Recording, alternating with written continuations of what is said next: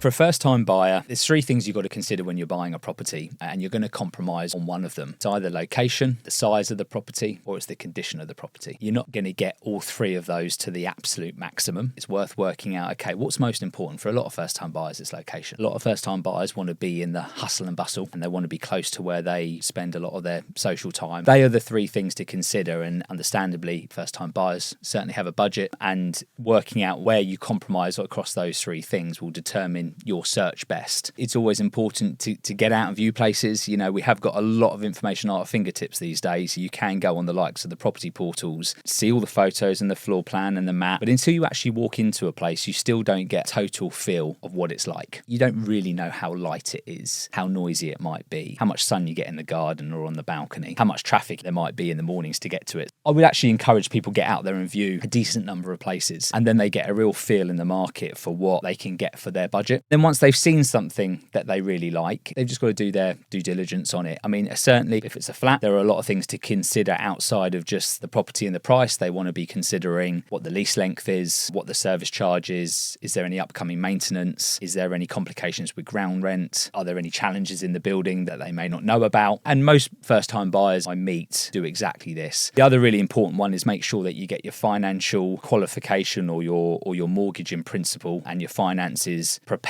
before you go out and look. Because if you suddenly realise that you don't have the budget you thought you had, it's very difficult to then come down from what you were looking at and start having to look at lower price properties. Your expectations have already been extended. It's important to get financial services advice from a mortgage broker on what you can afford based on what you earn and what your deposit looks like and which lender you might go with. And reality is that's changing all the time. It's good to have a good relationship with a mortgage broker that you can continue to talk to as and when you're seeing different properties. And we can help with that. Obviously, we partner with 3 excellent mortgage brokers that solely work with Jacob Still. That's something that we can offer in our services.